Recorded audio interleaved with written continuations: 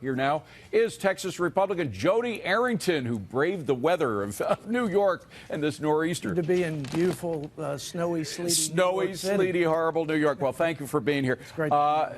When there's no more money coming from Congress, what does the president do to fortify the walls? Well, he's done everything that you could do with the limited authority that he has. He's declared a national emergency and utilized the military, as I think was the responsible thing to do. He's moved money around to the extent that he can. He's got 75 of the 150 miles of border wall, and he's also implementing policies like expedited deportation and keeping the detainees of illegal immigrants in Mexico, striking a deal with them. In fact, and sadly enough, I think he's gotten Mexico to do more to secure our border and to stop illegal immigration than the Democratic-led House, quite frankly.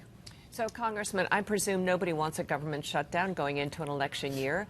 How do we move forward? Is there going to be a continuing resolution that just continues to be the continuing resolution? Is that the only way we're going to really get through this?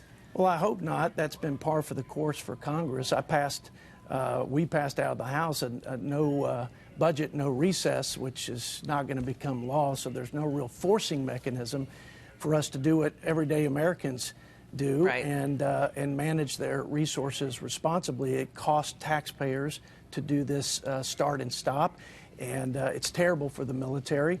We have to find a compromise. We did it when the Republicans were in the majority in my first term in the 115th Congress.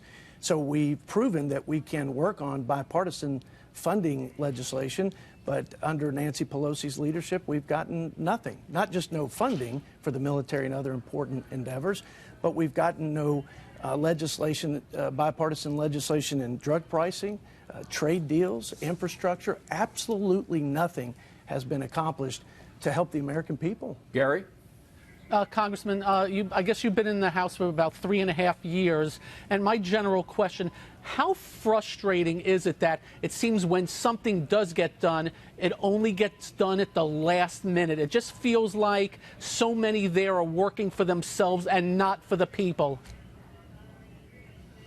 I just caught a piece of your question, but of course, how frustrating is it? It is absolutely frustrating. I mean, when the American people say that we play by a different set of rules, they're exactly right. Congress is broken fundamentally. There are reforms for the tax code and reforms for health care. The most important reforms that we can do to serve the American people is reforming Congress so that it functions, so that we don't have these endless CRs, so that we manage our resources responsibly and we have a budget, most importantly, for the common defense and the men and women in uniform. We are, as you know, a business channel. We care a lot about businesses. Businesses care a lot about trade. They've been frustrated by some of the Trump administration's trade policies, but they're for the USMCA. In large measure, businesses are.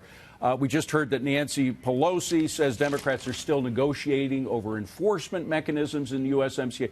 Is it going to pass before the end of the year, USMCA? I think it's going to pass, David. It's going to pass not because Nancy Pelosi thinks it should pass and that it's good policy for the American economy and our workers, our farmers, our auto industry. It's going to pass because she's going to use it as a political chip to get the votes for impeachment. And look, if that's the way we get it, it's good for the American economy. So we'll take it. But that's certainly, I think, her calculation at this point. Zach? So look, given the need of Congress to ratify the USMCA, why are you not in Congress exerting more authority over trade policy in general? There's been a lot of delegated policy to the president to do unilateral tariffs. Whether you think those are right or wrong, it's delegated authority. Do you think that really should be continued to be delegated to future presidents to do that kind of activity unilaterally?